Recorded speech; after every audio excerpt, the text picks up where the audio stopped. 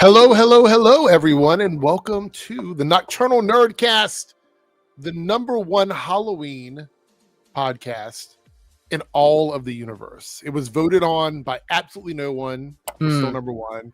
But anyway, thanks everybody for being here. It's been a rough night for me, so we're gonna go with like the flow. I've got Discord open. There's a lot of topics in there that we're gonna talk about. So anybody that submitted stuff into the Nerdcast Discord, probably a lot of those will be topics for tonight. I was hosting a party, so I threw together 2 thumbnails and 2 topics for both the channels very quickly. Today's been crazy. I also had a video that I was supposed to upload to my Debunks channel. I recorded it in advance. I made the thumbnail, and I didn't schedule it. So it's sitting in there waiting to go out. So it'll probably end up going out tomorrow. But it's been quite a day. I also was going to be in costume tonight, but I have to tell you, I was dressed up as a Lord of the Rings elf. Oh. There were problems with the costume. First of all, the wig was very uncomfortable. It was synthetic hair, and it was like bothering me. And I'd been wearing it since 6 o'clock. The other thing was the ears. I didn't have spirit gum, so the ears kept falling off. So it was kind of a disaster. I couldn't have worn the ears anyway because of the headphones. But we had a good party. I had a lot to drink, but I think I'm capable of running the podcast tonight. So I slowed down a little bit about 2 hours ago. Okay. So hopefully there's nothing in front of me. So I think we're good. But we have Darren here who is ready for Halloween with his witch's hat. It doesn't really fit me, especially over these huge headphones. That's the problem with podcasting at Halloween is you can't really, it's really tough. Yeah, so it was a lot of fun tonight. We did a lot of really interesting desserts. So have you ever seen the show, or have you ever seen any videos where it's like, is it cake or is it not cake? Where it's like, you have to determine if something is cake or if it's like a purse or a shoe or something like that. So tonight we did that with like very creepy things like hands and bones and stuff like that. So people had to determine whether or not those things were real or not. And so I thought it was kind of interesting. Anyway, it was a lot of fun. And we had a nice little crew over. The last person left about 25 minutes ago. So it's like literally I was rushing in here to get ready. So there's that. Let's go ahead and remove the QR code on there. By the way, if anybody wants to go to the shop and you're watching this on playback, you can click on that QR code and it'll take you there. Otherwise, you can just go directly to the link provided in the description. How have you been today, Darren? How are things going for you? Not too bad. This is my first day back to work after a little staycation. So the last like 8 days off of work. So getting back into that rhythm is always like, do I have to? Do I have to get back there? But no, it was good. That makes sense. Filmed a couple of things. Did my show today. So good day. Yeah, today's been a whirlwind for me. Matter of fact, I have to go. I mentioned this in my video that didn't go up today. But my actual phone bricked on me, like it completely died over the weekend. So I've been using my backup phone, which is my work phone. This is the one I use for work, which doesn't have any of the fun stuff on it. Like I don't really make thumbnails on my work phone, so I had to like transfer everything over to my work phone to get stuff done this weekend. So I have to go get a new phone tomorrow. I was going to do it today, but then time got away from me. We were preparing for the party. You know, when you're hosting an event and it's a lot of stuff that you have to do, any time you have to take away from that is not good. So I was like, I'll just wait till tomorrow after we get through our big Halloween party. And there we go. So I will be in costume on Thursday's stream though. Like I have a costume specifically for the stream on Thursday. It's going to be a Halloween stream. So there we go. So the Den of Nerds video, what does that mean? Is this video on that Den of Nerds video? Is there a video about Kathleen Kennedy from Den of Nerds? I don't know. Like, I don't like that channel, so I wouldn't have seen it. But oh, it's this fucking guy. Oh, is it the guy that argued with James Gunn? Maybe I don't know. Yeah, that guy's always on something. I always see him pop up. I was like, oh, here he goes again. I don't know if we'll watch his video tonight, but I am going to talk about a tweet I saw. Because I think it's really interesting about Kathleen Kennedy. And we're going to talk about the Captain Marvel trolling that's been going on social media a little bit. and then we'll just kind of like scour through some topics. If we get some more people in here, we'll go over one of our bonus topics. I know you missed it, Darren. We did our women in comics on. So I don't know if you want to just drop your list quickly if you had one. Do you have one? I'm not as comic oriented as one of you guys, so I will leave that to you guys. Not that I don't know any, but if people show up tonight, we'll do the top 5 best Marvel castings if we get a few more people in here. Okay. So I think that's probably more in your lane anyway for Marvel castings, because I kind of know some of the ones you're going to say anyway, and I'm not going to put them on my list, but we'll see. No, Philip, I can guarantee he did not.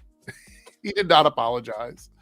What's up, Harrison? Good to see some channel members in here. Harrison in the building. Thank you for being here.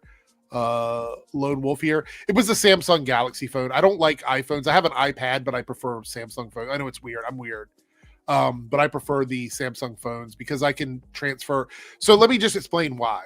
So we use a lot of Google workshops for things at work. So it makes it easier to just move things in and out of like our Dropbox and stuff like that. Just prefer that. And of course, South Texas Shark says he switched hats. Yeah, I did. Yes. That one's too uncomfy. Hey, Jose, how are you doing? We do have some super chats. Let's go ahead and jump into those quickly. Naruto here with a $5 super chat. Words I never thought I'd say. Who's excited for the Halo 1 remake on PS5? Yeah, I see that they're getting ready to start putting games on other platforms because the market for gaming consoles is, they keep saying plateaued or they've run out of basically what they're saying is any gaming console they make at this point is just going to be a computer, essentially. They were kind of close to that anyway, but I think they would make more money off selling the IPs off to different things. You're not a big like FPS person or like a shooter looter type guy. Not really, no. Yeah, me either. I was never really big on Halo. I played Halo, but it was never my favorite. I get motion sickness, so I kind of avoid games like that. But I think it's probably the best move for the company to start expanding. Mm-hmm. I do understand that console exclusives do drive sales sometimes, but I actually think we're getting away from that. Lone Wolf with the $2 super chat. Have you seen Sumi Liu's thoughts on AI? Just saw it. Yeah, we can pull that up. Let me. I actually bookmarked that. Actually, right here. So it was on the top of my bookmark list. While I was sitting around drinking cocktails earlier, I was just bookmarking stuff. This was one of them. So we could talk about this. So Simu Leo explains that replacing the background actors with AI deprives people the ability to pick up skills to become an actor. I agree with that. I do think that's true. I think if I was able to learn from experience as a background actor, then how many other people are doing the same. And depriving the world of background actors, you're also depriving people of the opportunity to kind of pick up these skills.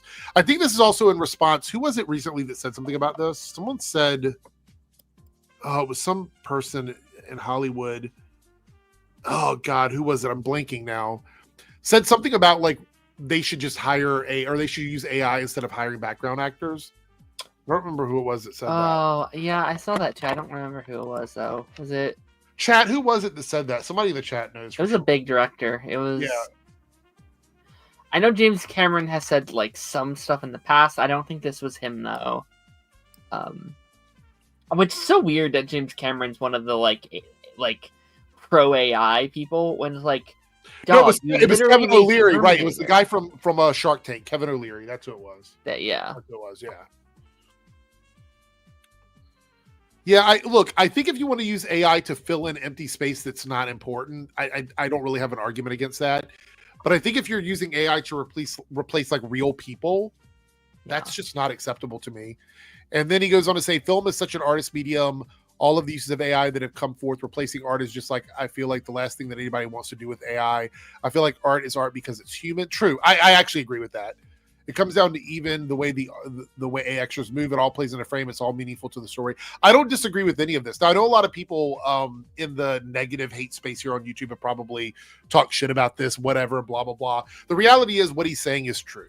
I feel like this is all true. You can disagree with him on like the application of AI in certain instances, but I think when we're talking about art, I think for me, art is a human thing. I think it is what humans. It's kind of one of the things that separates us from just existing is art because it allows us to express things internally, externally, and all AI can do right now is replicate things that already exist. So it's not really making anything new.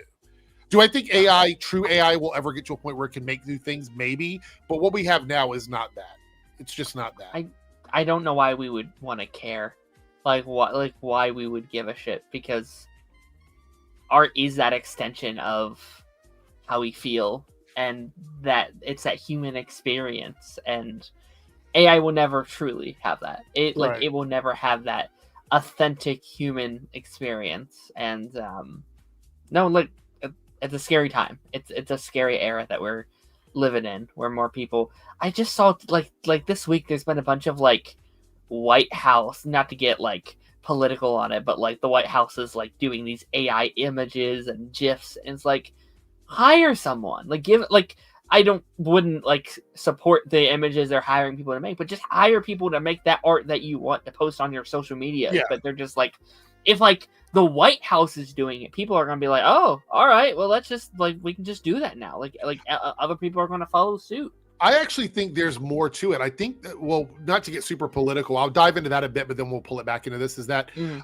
think that the politicians are trying to dive into AI because they're courting like the crypto guys, and the crypto guys are big on like AI and things like that. I think that's where they're going with it. But you're right, it does also offer some sort of normalization for people that may not necessarily be in on AI. The amount of people that I know personally, I'm gonna use an anecdotal situation here, or scenario, I guess you could say. The amount of people I know personally that can't discern the difference between AI and regular stuff is pretty disheartening. Yeah, it's pretty upsetting. And I'm not talking about a poster for a movie. Anybody can fall for one of those. I'm talking about videos that are obviously AI. Yeah. You know? And I mean, I'm even getting to a point where I'm not noticing all of it. Like there are some that will come up where it's like, oh, that's cute, and then I'll scroll down and be like, AI. I'm like, shit, I fell for it. Oh no. For me, one of the big giveaways for AI is the isolation of the shot. Like it'll focus on one person, and that's the frame of reference, because it's not an actual camera and it's not an artist, so it can't create art that flows the same way an artist does, and it can't film the way a camera does. So all it's doing is mimicking what a camera does, and it's not quite right. If you see it isolating, that's usually a big giveaway to me that it's AI.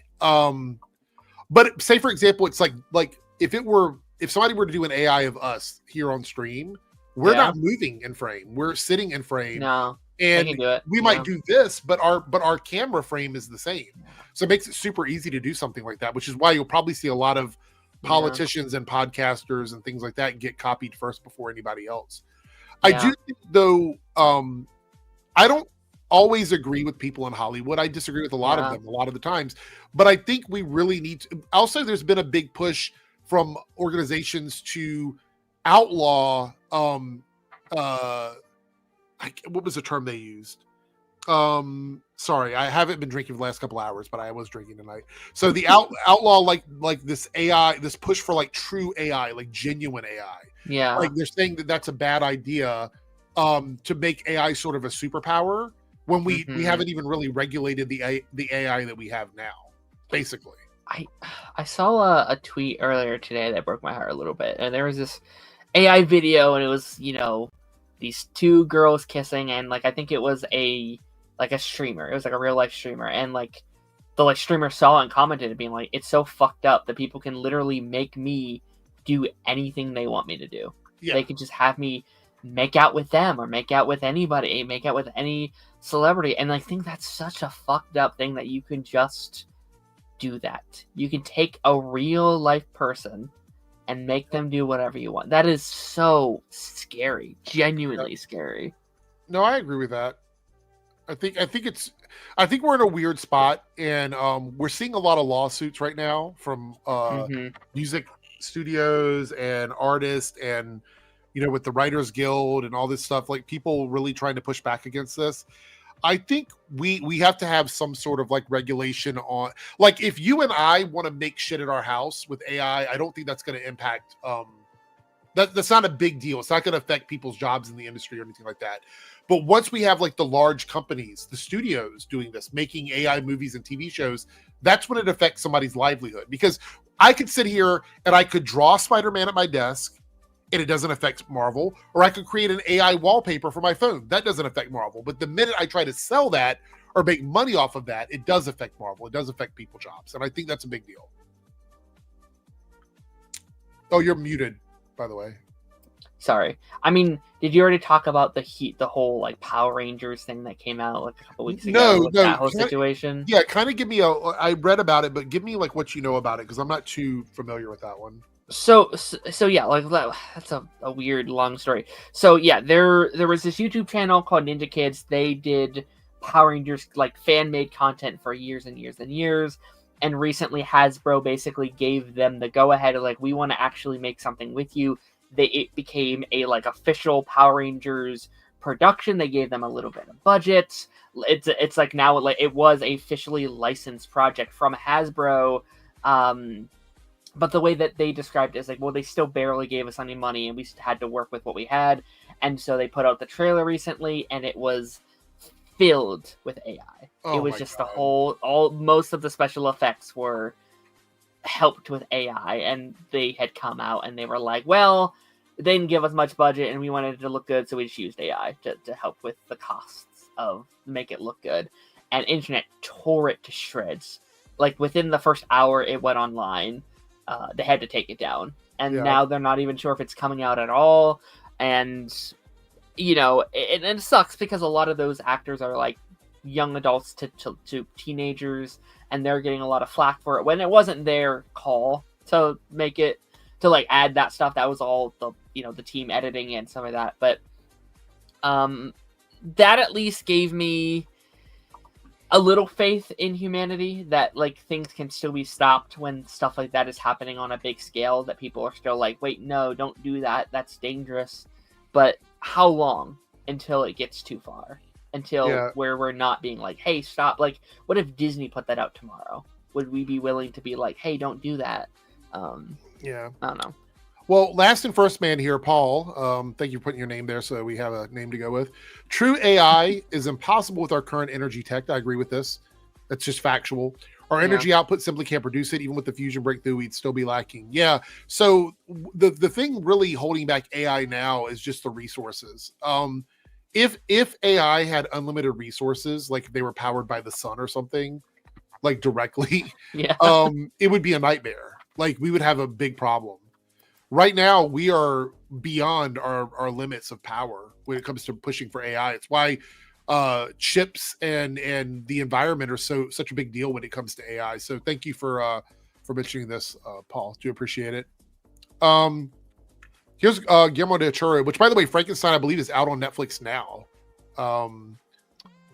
It's out on Netflix in November, but it's in select theaters now. Right, yeah. But he's up here saying, I'd rather die than use generative AI. My concern is not artificial intelligence, but natural stupidity. I think that's what drives most of the world's worst features. Yeah. I mean, I think this is a pretty good take, too. Oh, wow. Cody here says this.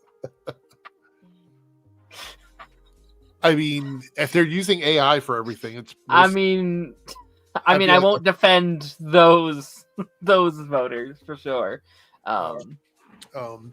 Anyway, thank you, Lone Wolf, for the super chat. I know we kind of went off on a tangent there, but I do appreciate you dropping that. By the way, we're 2 out of 5, you guys. If you want to, it's only 3 more super chats to reach the goal. It's at any tier right now. Trying to take it easy for the rest of the month, for the next couple weeks or whatever. So read the first reply to this from Mr. Reagan. Okay, let's see what it says. Do I want to, Mr. Reagan? Easy to say when you're given hundreds of millions of dollars for movie studies to produce your pictures. What does that have to do with anything? I mean, again, this is the money thing. Like, what does that have to do with anything? He's saying as an artist, he doesn't want to use generative AI. Like, yeah, you're saying, oh, if you're not getting hundreds of millions of dollars, it's okay to use AI. I wouldn't argue against that, only because then you're not a producer working for a major studio where you're getting paid to do it. Yeah. Even more reason for him not to use AI. What a dumb comment. What a dumb comment. Anyway, what's the chat saying here?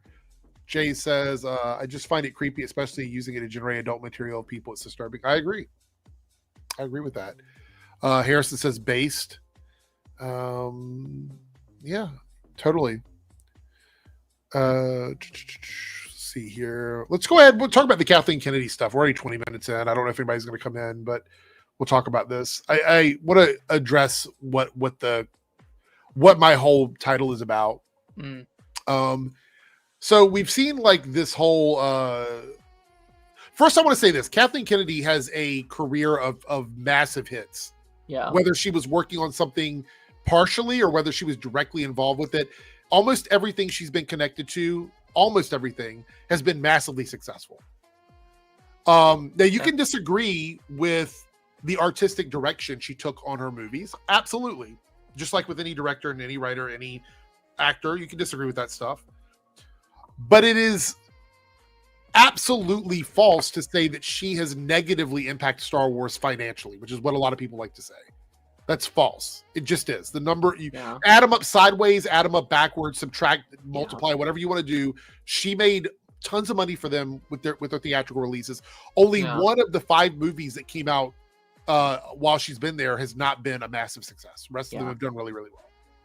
So my point is, I think it's really weird for anybody to even asking why she deserves an apology. Well, I would say she deserves an apology in general. Even if you're saying, even if this person is saying it for another reason, which I think is the whole like Ben Solo, dumping that movie or whatever it is, which I think some people are saying that facetiously.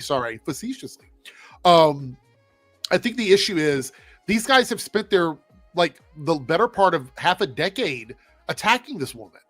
Yeah. And I don't mean like just generally saying they don't like her stuff, like lying about her getting fired. Every other day she's getting fired, or she's already been fired, or she's quitting, or they hate her or something like that. It's just like in general, they have treated her like she has done something so egregious that she deserves to be out on the street homeless. You know what I mean? Like it's weird to me to even engage with someone the way they do when it comes to her. So if you were to ask me about her deserving an apology, she just deserves one in general from these guys. I mean, is that crazy? Am I crazy for feeling that way? No. I mean, I think there's a lot of these Hollywood executives and, bigwigs in Hollywood that have done really horrible things. I don't think she's among that crowd of people.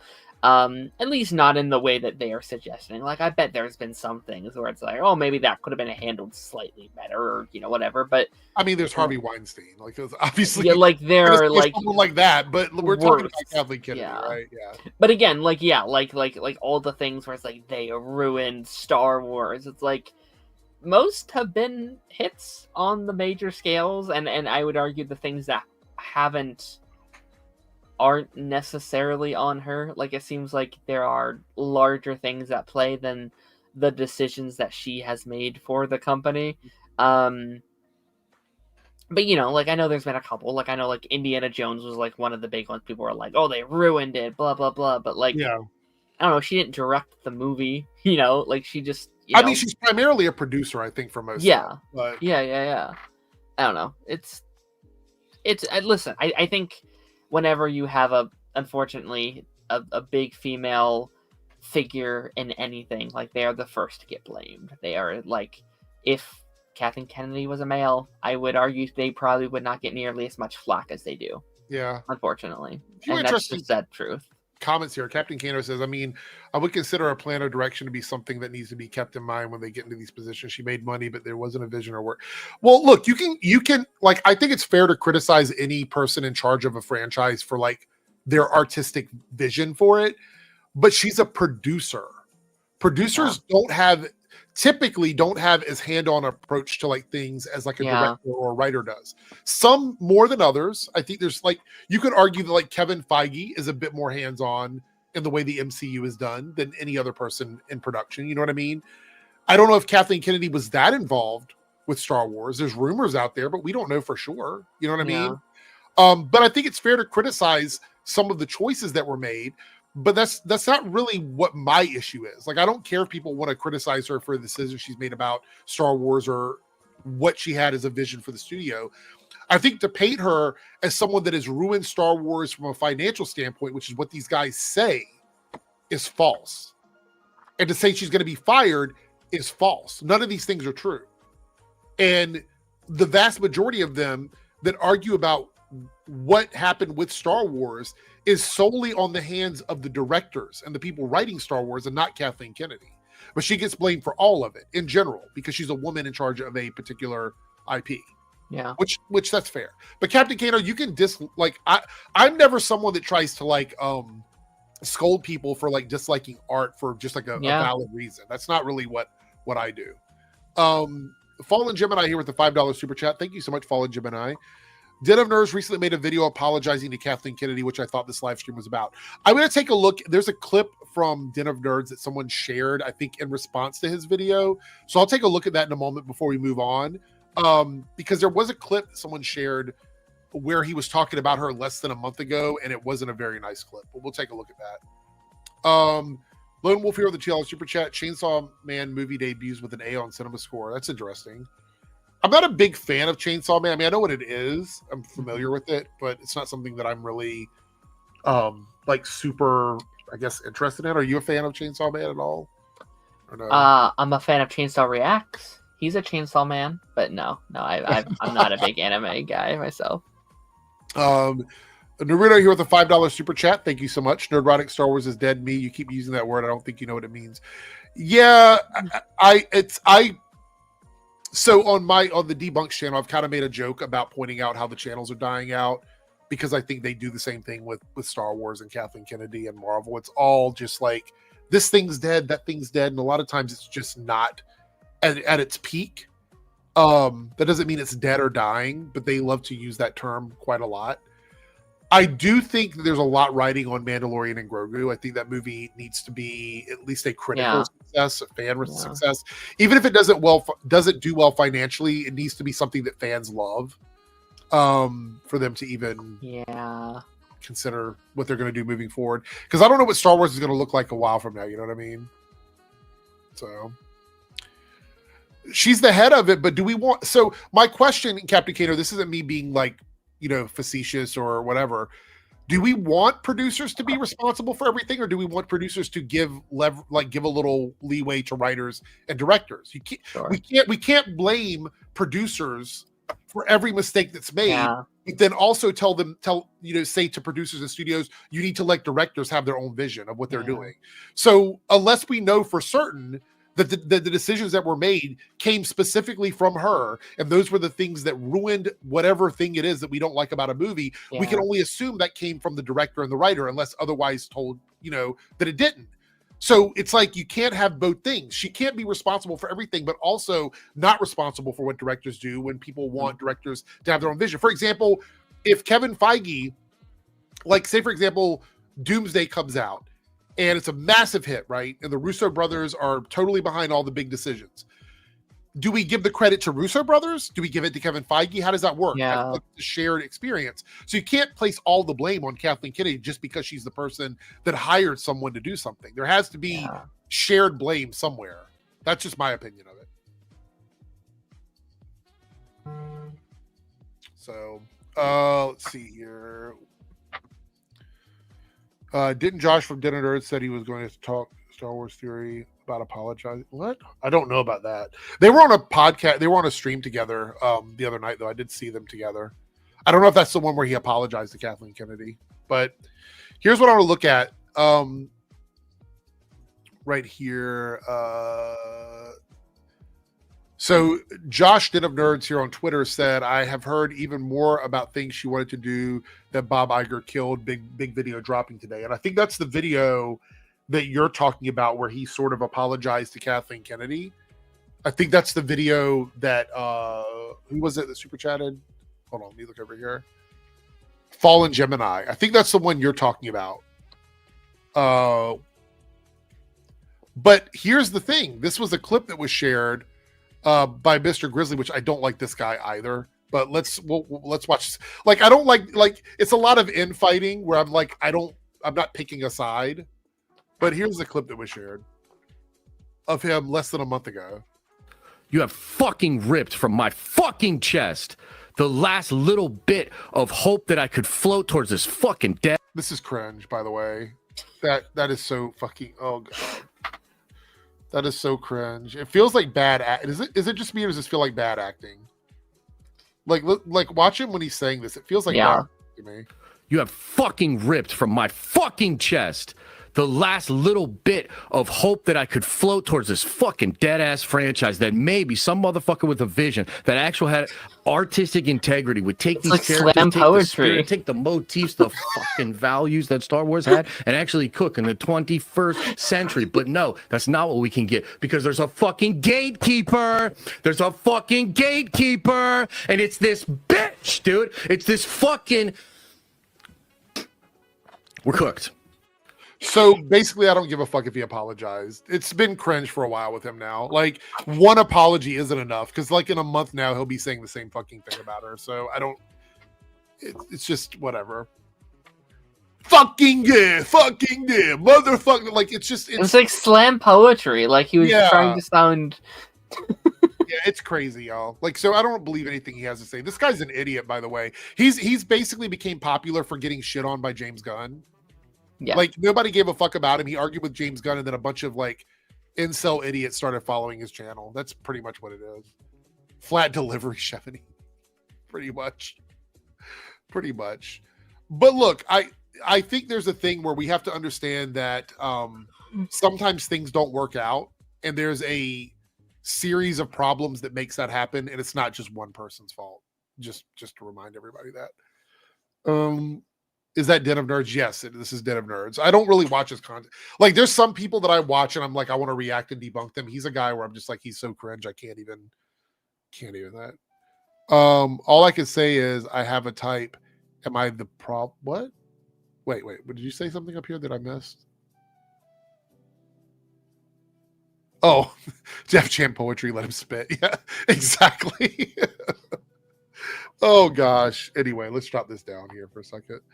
I'm not even going to give too much information on, like, his channel is Den of Nerds, but I don't want to go on about it. Clearly, a lot of people here in the chat don't know him, and it's probably better that you don't know about him because he's cringe, really cringe. Camden Cannon says, I want to see if I can grade you the way throughout old canon and kill Star Wars. I think they killed it when they said everything that isn't Disney isn't canon. This is a hot take. I have always been more of like a casual Star Wars fan. So this didn't mean anything to me, to be quite honest. And I know that that's probably going to hurt a lot of people's feelings. I'm not saying that you can't feel this way. Like, you absolutely can. If you feel like something they threw out has ruined it for you, then that's fair. It's valid, right? I didn't really care because I didn't read a million things connected to Star Wars. I watched the movies, the cartoons, and that was it. I didn't read the extra novels. I didn't read the comic books. Yeah. I didn't read any of that stuff. So for me, this meant absolutely nothing. My question would be, and this is an honest question, how many people out there that cared about Star Wars were this dedicated to Star Wars? Because I can tell you right now, I'm in a very small minority of people that watches everything Marvel puts out. Right. It's not the vast majority of people. I would say the vast majority of people that watch Marvel watch the movies, and they don't even watch all the movies. Yeah. But even then, I feel like that's a different scenario, right? Because, like, that would be the equivalent of, like, okay, watching Clone Wars and watching Rebels and watching Visions and watching Mandalorian. Because this is, like, separately, like, this is actual novel. Like, have you read every Marvel novel that they've come out? No. There are so many novels and comic books and, like, and I feel like this is a thing for, like nowadays, every single franchise. There are so many, Transformers comic books and Power Ranger comic books, and Ninja Turtle comic books. None of those are usually canon to the main universe of those stories. They're just these other things that you can enjoy. And I'd argue, and again, as someone who's not into Star Wars, now you can, like, adapt some of those storylines. You could be like, okay, no, that's not 100% canon, but let's take this storyline and adapt it here and take from this storyline. I just think, like, from a creative perspective, it's just so hard to have to work around all of this lore that's been told by so many different authors and writers and all this stuff over the course of 20 years or so, however long. Do you think some of it was contradictory and that's why they decided to toss a lot of it out? Because they're like, probably some of this contradicts with the other stuff, so there's no point in keeping it around because we can just make up a new history for these things that's cohesive to the movies and the TV shows. I mean, even that, like, not to bring it back to, I know I always bring it back to this, but like we were dealing with the same shit with like the Arrowverse for years, where it's like they had a hard time creating these new stories because it's like, wait a minute, did this show has set this in place and did this set this in place? Which is why Superman and Lois was just like, all right, we want to do our own thing. Like, we love what you guys are doing, but we want to have our own this and our own this and our own this. And it's just easier to write those kind of stories. Right. Well, the other thing is, like, think about Supergirl's ending. We've talked about this before. Yeah. I think Supergirl's ending is great for Supergirl, yeah, but I don't like it for the Arrowverse. Right. Yeah. That's my opinion, and I know that's just one person's opinion, but that's how I think a lot of people look at all of this. Like these separate stories, like how much they like, for example, Agents of S.H.I.E.L.D. We have to fight tooth and nail for Agents of S.H.I.E.L.D. to be accepted as canon, even though it makes sense for it to be canon. Like, out of everything, like this, like the Netflix shows are even less canon than Agents of S.H.I.E.L.D. ever was. Yeah. In my opinion. They're canon. Yeah. So it's a little weird. We did get another super chat over here. By the way, we did hit the goal. Thank you guys so much. We hit the goal. So I will be putting a poll up in a few moments. Naruto here with the $2 super chat. I was using a Princess Bride quote. Oh yeah. The one. Yeah, I saw that. Thank you, Naruto. Appreciate it. Cody with the $5 super chat. I'll tell you why they threw Legends out. It's because Chewie was dead within Oh, I didn't know that. I wasn't aware of that. I thought you meant Legends of Tomorrow at first. Oh, I was like, the beginning of that teased you a Legends of Tomorrow. I was like, wait, what are you talking about? Yeah, no, that makes sense. Chewie was dead within the Legends lines of stories. Yeah, that makes sense. Oh. I would say there's probably, I mean, you're probably right, Cody, with this, but I would say there's even more to it. There's probably a lot. It's probably a lot of contradictions. There's probably a lot of stuff they didn't want to deal. Or say, for example, you become the owner of the Star Wars IP, and you know for a fact that the movies and the TV shows are the most popular things that you have, and all that additional stuff isn't quite as popular, right?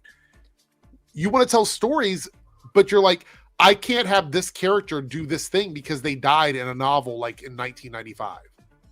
You know what I mean? Yeah. Like, I feel like it reduces the value of what you have in the expanded universe. I would say for me, I would consider expanded novelizations and things to just be Elseworld stories, honestly. Yeah. I know there's Star Wars fans mad at me for saying that. I get it. Don't hate me. I feel like honestly that's really the only way it's gonna go forward, to be honest. I mean, I haven't watched it yet, but like they have Visions, which is kind of that idea where it's like, hey, we're just telling these stories that aren't necessarily fully canon, or maybe they are somewhere, but we're just having fun with that story, which is, again, what I wanted What If to kind of be for Marvel, and they never quite got there. I wish there was a blueprint for Visions they could apply to Marvel and just do I just want to reboot What If and try again. Just do it again. I don't want to talk too much about this, but this is kind of what we were talking about the other night about what happens if somebody buys Warner Brothers. So companies that aren't doing great typically, or find redundancies in jobs, this is what happens. Paramount to cut roughly 1,000 jobs. Workers US on Wednesday with another 1,000 soon to follow. There's two things happening here.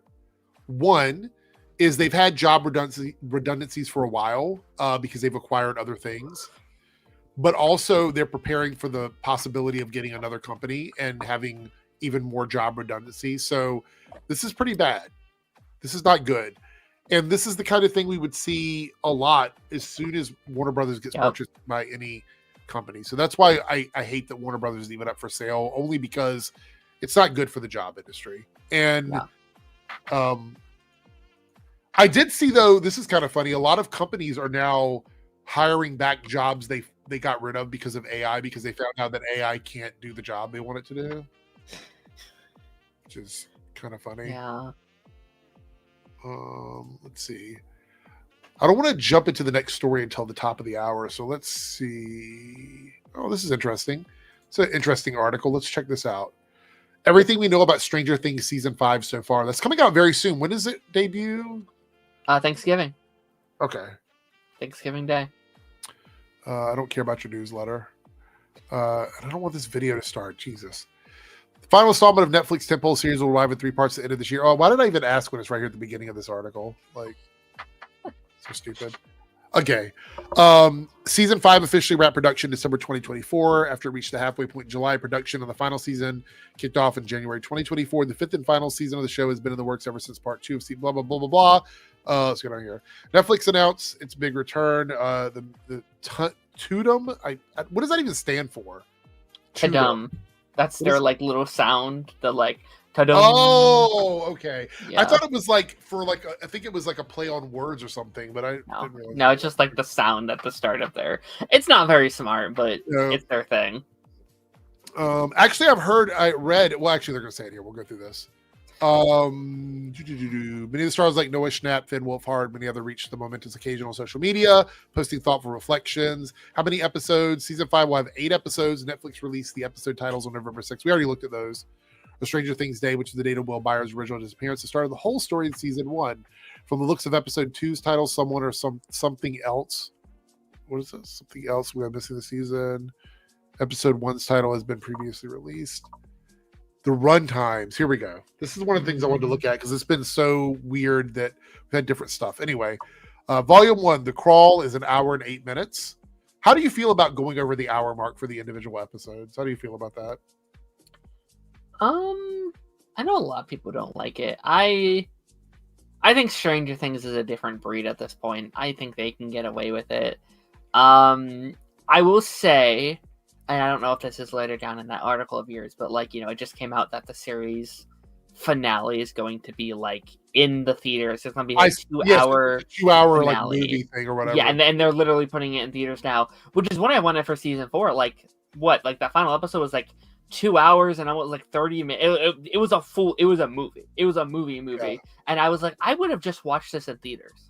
Like just put it on the big screen. And to be fair, this is what this is. They made 8 movies and they're putting on Netflix. Like that's what they did here. Like all these episodes combined is more than like Avengers Endgame budget. Like it is insane the resources they put into this. Yeah. I'm okay with it, but I also like the show. Like if you don't like the show as much as some other people, you might be a little like, oh my gosh, these are so long. Yeah, like the shortest one of the first 4 is the second one, which is 54 minutes, still 1 hour long, basically. Yeah. Then we have 1 hour and 6 minutes, and then the mid-season finale is 1 hour and 23 minutes, essentially. Insane. Like that is a movie. That is a full movie. It's a short movie, but it's still a movie. Let's see a few other insights into the newly released episode title. Oh, wait. This confirms a time jump in season 5, which will pick up more than a year after the events of season 4. Interesting. I thought we knew that already. Did we know that already? Or is it I'm not sure, but like it's interesting how they ended it. Because like they ended it being like, well, now it's coming here and like the apocalypse is coming. Like, so I'm wondering, like, there's been photos now where like they're in school and stuff like that, where it's like, so wait, how are you going to like, how have they like postponed this event that like they can go to school and there's 6 months left and they're, so I'm curious, like, what is the everyday life looking like in this world? That's true. That's a good question. The season 4 finale ended with Vecna opening a massive gate to the Upside Down, leading to terrible destruction, and Hawkins as the 3 groups of original cast members reunited there. A few other insights on newly released episode titles paired with some of the photos posted on Stranger Things Instagram account, as well as Ross Duffer suggesting more Dungeons & Dragons lore with the source short title of episode 4, a radio station hangout, 50,000 WSKQ watts. That potential ties into Shock Jock. Episode 5, which rhymes with the squawk picture and on a van for the outlet, the mysterious yet oddly specific term Camazotz, which either represent the planet from Madeline, I don't know how to pronounce that last name, or Wrinkle in Time. I've heard it a million times. I can't say it. I'm not even going to try. Mayan Bat God from the Underworld or something else entirely. Season 4 introduced something terrifying demi-bat creatures that caused both Steve Harrington and Eddie Munson damage. Episode 3 likely refers to the Turnbow Land Development and Realty Company portrayed in an Instagram post from Ross Duffer. Season 5 will see new cast members Nell Fisher, Jake Connolly, and Alex Bro joining the cast of Stranger Things. Fisher will play a more grown-up Holly Wheeler. Okay. Linda Hamilton announced 2023's ta-dum, a global fan event. She will be joining the final season as well, but the deals and role are being kept under wraps. They join core cast members of everybody. Later additions Sadie Sink, Brett Gelman, Maya Hawke, Jamie Campbell Bower, Amy Beth McNulty, as well as others will close out the final installment as well, with Bauer embodying the big bad. Vecna was introduced in season 4. Do we think they're pieing for like another spinoff of the show? Oh yeah, they've said that they're doing multiple spinoffs. Because the Duffer Brothers, like they recently made that movie deal with the Paramount, and like they're moving over there. But they said recently that they're still staying on for all the Stranger Things spinoffs from Netflix. All the Stranger Things spinoffs. Like we have the animated series that's coming out. I actually don't know when that's coming out, but yeah, I think they've said they're making multiple things for that world, which we'll see. Like I don't know how that's gonna go, but good luck. Max's fate is uncertain, but Sink has revealed that she'll be running in some way.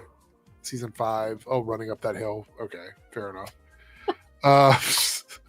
Eddie Mudd said a breakout star of season 4 is more certainly dead. Though Quinn did give pause at a red carpet review. Okay, he might be back in season. Well, I mean, maybe a flashback or something. But I think he'll probably be like as Vecna, like playing with like their minds or something. Yeah. Like, I mean, you know, I don't know if it's in here, but like they just confirmed Barb is back for this final season. Yeah, she's been dead since season 1. So. Yeah, that's a season 1 character. So I bet there's gotta be like that's how you do the cameos. Like you have Bob, you have him, you have Barbara. Like bring back all your hit characters through. Here we go. Season 5 is the last one, but the universe will live on through the stage play Stranger Things: The First Shadow. Yeah.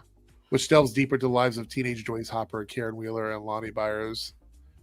Deadline exclusive reported the play will be the one of 3 plays. There'll also be there'll be an animated spinoff series which remains untitled for now, so they don't even have a title for it. I thought they did. It's like the Avengers of 90 or like 80 something. I thought it did have a title. Hold on, I'll look it up. Yeah, you can keep going, but yeah, the pair behind Stranger Things are collaborating with Netflix on another show called The Burrows. Oh wow, Bill Pullman's in that one. Another series that works with Netflix from the Duffers is Something Very Bad is Going to Happen, which may star Camilla Moreau and Adam DeMarco. There's a Stephen King adaptation. Anyway, that's pretty much it. Did you find the title of the animated series? Yeah, it's called Tales from 95. And it takes place during season 2. Either season It's 2 interesting because this article is from like 4 days ago. So yeah, I'm pretty sure that's confirmed. Yeah, Variety. Oh no, that's not it. Never mind. I'm pretty sure that was announced. I'm like 99% sure. Let's go ahead. I'm going to go ahead and make the poll since we already hit the goal. Whoops.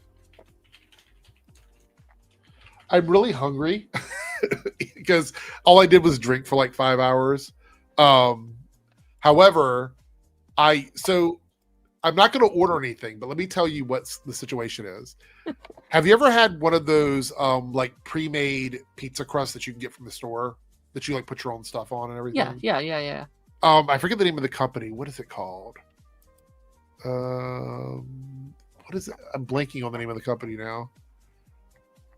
Anyway, so I got all the toppings I want and everything. So I'm going to have to order pizza for the whole chat. Maybe, possibly. Tales from 85 is set between season 2 and season 3 time jump. Tales from 85? Yeah, Tales from 85. You guys are going to make me like order actual food. Like I want to fix that pizza, but you guys in the chat are telling me to order food. I don't know. Captain Kano goes, have you guys seen Ghost on? I do watch that show. I don't like it anymore. No. I liked it early on. I don't really like it anymore. It's become like an advertisement for Amazon. Yeah. The issue is a lot of shows that go on for a long time okay, so here's the problem. And you'll see this a lot depending if you watch a lot of network television. Shows that go on for a while drop in viewership, and in order for them to stay on the air, they have to have a lot of like additional funding, and that comes from product placement. Ghost, if you watch the last 2 seasons, they have a ton of product placement. Like they will literally have an Amazon person come into the house and talk about Amazon delivery. It's pretty bad. And I understand they need it to stay on the air, so you get like 1 or 2 episodes a season that are very heavily product placement, but it just bothers me. I'm like, we're wasting an episode on like some Amazon storyline. So it's a good series. It's a good series. Yeah. What doesn't have, well, no, I'm not saying like for example, if I were sponsored by Pepsi and I have a Pepsi sitting on my desk, I don't have a problem with that. I don't like it when it interferes with the story, when you have like a whole storyline around product placement. To me, that's a problem. They had a whole episode about something they ordered on Amazon that arrived late or something like that. And I'm like, this is just dumb. This is really dumb. I always remember the 2017 Power Ranger movie with Krispy Kreme. And it was like part of the plot where like that's exactly what I mean. That's exactly what I mean. Yeah. Like that's me going, that's not what I want. I understand that places have to have product placement, but I think when it ties into your story, that's an issue. That is an issue. Just like the reason why I get brand deals all the time, guys. Like in my inbox, I get people offering me brand deals, sell this product, do this mobile game, whatever. I try to stay away from that because I think it interferes with the process of like watching a video. Because sitting through an ad is one thing, but when it's an ad that's in the video, it's like, I groan. I get it. Some people have to do it, but I always groan. I'm like, it's a minute of your 5-minute video is an ad. Like, I hate that typically. All right, so we're at the hour mark or close to the hour mark. Let's go ahead and talk about the Captain Marvel stuff. Let me find it quickly here. Oh.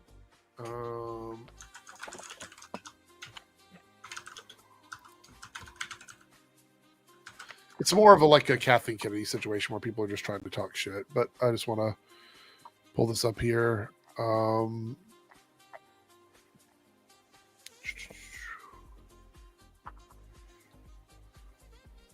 me find it. Where is it at? Oh, right here. So this was trying to trigger people. It's from a channel that a lot of people might be familiar with, which is Nerdrotic. I'm showing his because his was the first one I saw, but a lot of people have been saying this or whatever.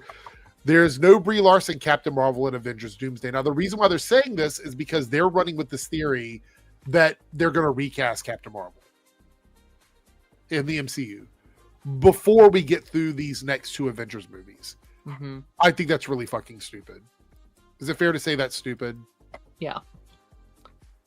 Did you see the Brie Larson video that came out this week? The Brie Larson and Jimmy Reynolds video that came out. I'll find it. Hold on. It was a pretty straightforward video, but it was basically just Jimmy Reynolds was on a podcast. Brie Larson called into said podcast and asked him, "Hey, are you in Avengers Doomsday?" He said, "Nope. How about you?" And to me, and maybe I'm crazy. Is this Yeah. Hi, Jeremy. This is Brie Larson, and I was just wondering, are you going to be in Avengers Doomsday? Me? No, girl. Are you? Hi, Jeremy. This is What Brie. a lie! Like, It what sounds a to me like liar! it sounds to me like a promo for the movie. To be honest, that sounds like a promo call. Like, to me, that I don't think she would just do that. I don't think she would just oh, you know what would be really funny? I think she has better things to do. I don't know if Clint's in it or not. I don't know, what's going on. I think this, to me, says, oh, Carol's in it. This confirms Carol's in it. And his face right here, he had the biggest smile when he said, me? No, not me. What that feels like such a lie. Unless it's a thing where they're in Secret Wars, right? Yeah. They're still involved, but it's not that specific one. But this tells me both of these characters are back. I love Serenity here saying, "No girl, are you?" I love the no girl. Yeah, I did like that too. It's like, "No girl, are you?" Hold on, let's listen to it again. I think that was funny. I want to hear that again. It was hilarious too. Hi, Jeremy. This is Brie Larson, and I was just wondering, are you going to be in Avengers Doomsday?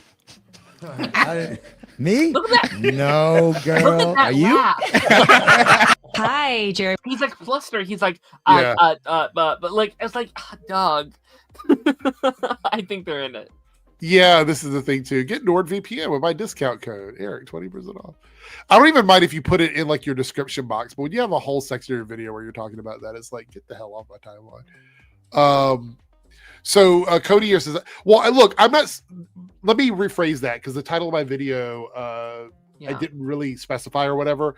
It's just that I don't think they're recasting her. I'm not saying that she's going to be in Doomsday and she's 100% going to be in that movie. I think that it's the fact that they believe she's going to be recast with another person, and I just don't think that's true. You know what else I think is interesting? And I don't know if it's been confirmed yet or not, if it's just one of those things. But I know the rumor is that Nia DaCosta has done work for Avengers Doomsday. And that that is a big one for me. Is like, why? That to me at least confirms one of those three characters are in the movie. And I think, I know we've said it for a while now, I think Monica has to be in it. Like, with where we left her in Captain Marvel 2, is like she is with that X-Men team. I think she has to come back. I think she has to play a role. And then if she's back, I would assume that Captain Marvel has to be back in some sort of way to kind of make that storyline make sense. So, again, they're in one of these movies. If they're not in this one, they're in the next one 100%. Yeah. Let's see here. Oh, this is interesting. Well, let me pull this up.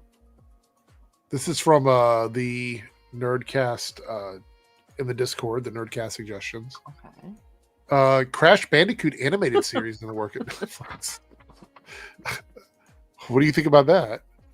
Never played. Taz has been pitching it to me for years, being like, "You have to play, man." I mean, it's a platformer game. Yeah. I mean, it's just all of them are kind of the same at the end of the day. But I'm glad for the fans of Banjo-Kazooie. I'm sorry, Crash Bandicoot, not Banjo. Whatever. Yeah, I'm excited for the fans of that. I'll check it out. I don't know. It kind of gives me the same vibe as like when Cuphead got their adaptation for. I never watched it. I never watched that. First season's really, really fun. It feels like something that would have come out in like. You say that like the second season was it?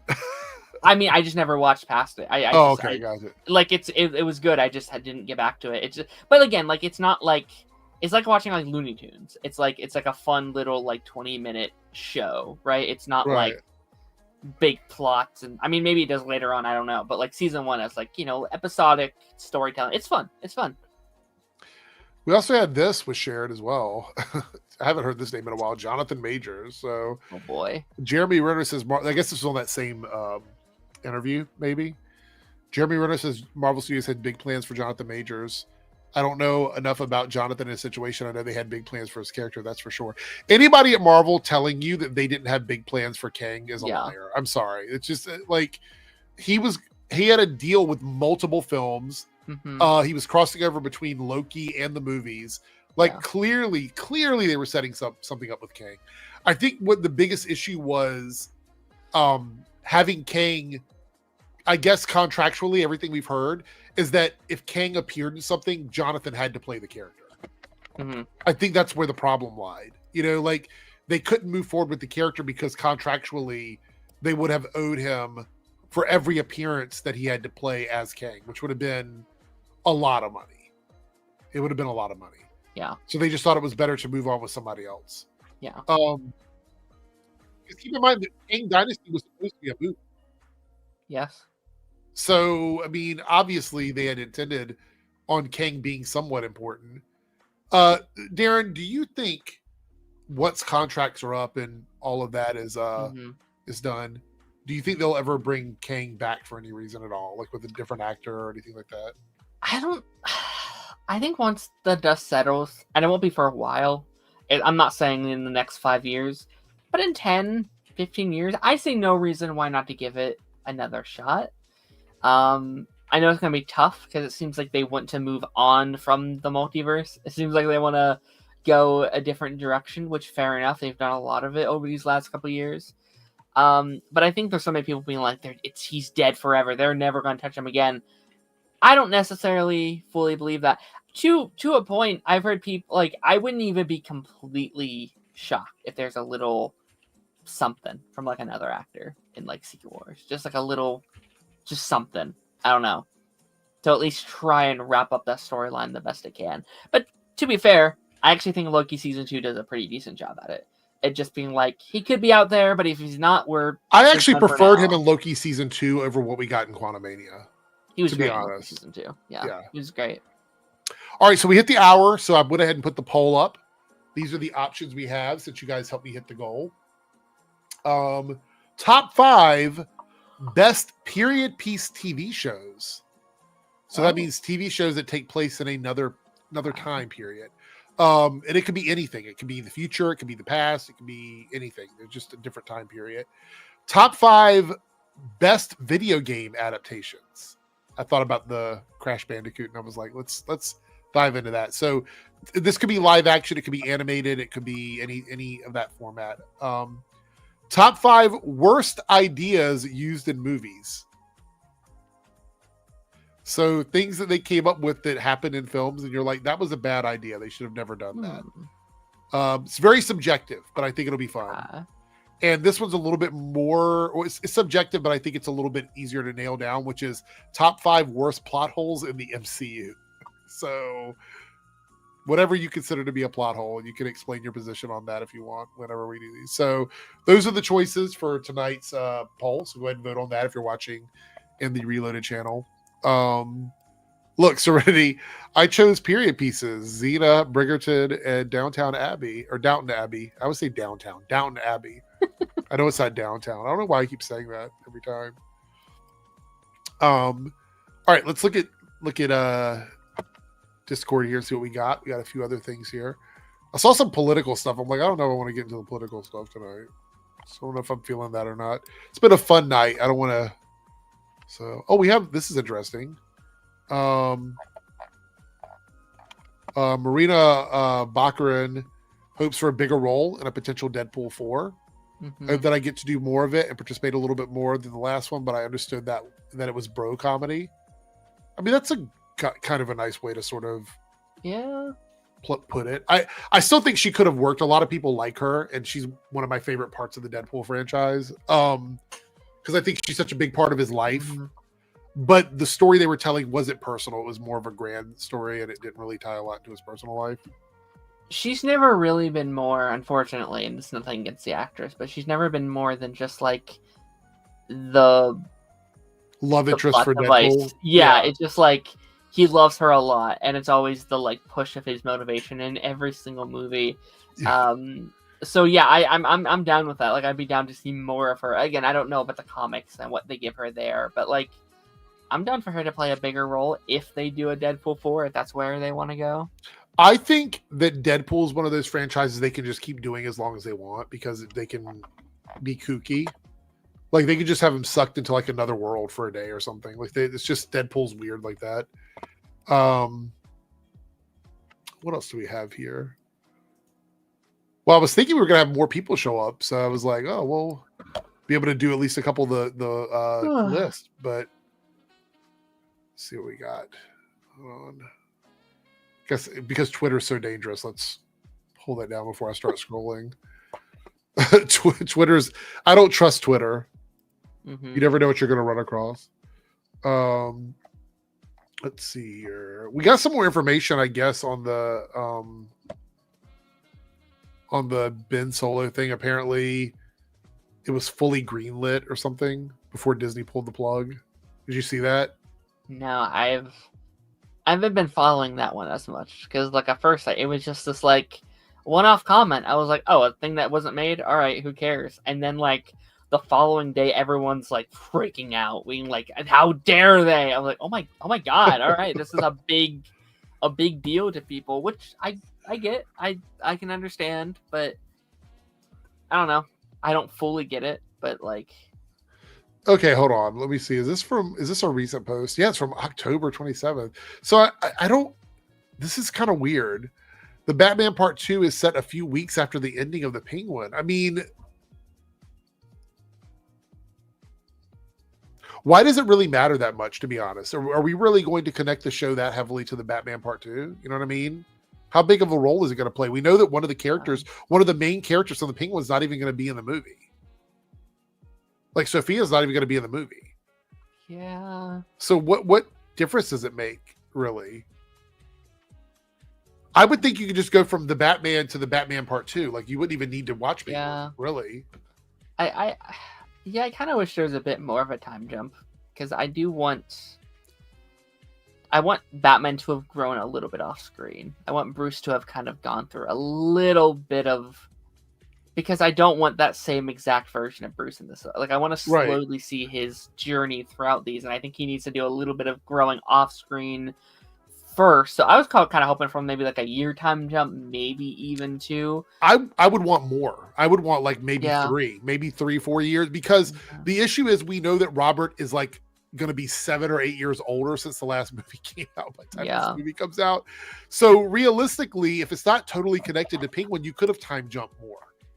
Why put a constraint on this connected to a TV show? What's the point if it's not going to directly tie into it? Yeah, I don't know. I mean, you know, we know he's back for season for Batman Part 2. The Penguin. But I'm saying So here's the problem though. Or I mean, are we gonna have to watch the show to understand? I mean, I've already watched it, but like as an audience member, are you gonna have to watch the show to understand the movie? I don't think so. Because if not, then what difference does it make how long it was since the end of season 2 of the season of Penguin? Like, I don't. The only thing I would have guessed, and it seems like this is not the case because it seems like neither of them are in it. The only thing I would have said that maybe they would have brought over was like Sophia and Catwoman's connection and like their dynamic. If they were in it, I'd be like, okay, you might want to understand this. But like nothing with the Penguin, I think, is essential viewing. It's just like learning more about that character, and like you will care more about that character if you've seen it, but he's just going to be doing penguin-y things, I assume. Like like penguin-y things. Yeah, it's just the Penguin Part 2 penguin-y things. That would be hilarious to me. I will say this doesn't bode well for a season 2 of Penguin though, because if Batman Part 2 takes place after Penguin and we have at least a couple of years before Batman Part 2, I still think we're a couple years out from this movie. I know they've talked about release date and everything. I think it's going to be pushed back a little bit. That means that another season of Penguin wouldn't be for at least 3 or 4 years. Yeah, I don't think that's a good way to continue shows anymore. I actually think streamers are moving away from that, and I think Stranger Things is a good example of why. Yeah, taking all this time before another season comes out is just not good.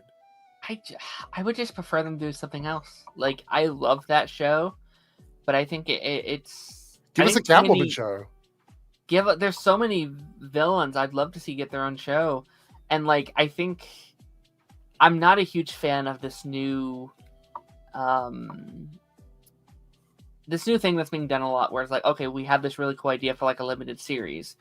Unless people really, really, really like it, and then we'll do more. It's like, but you designed it as as a limited series. That's how you make it. I don't love studios being like, but money.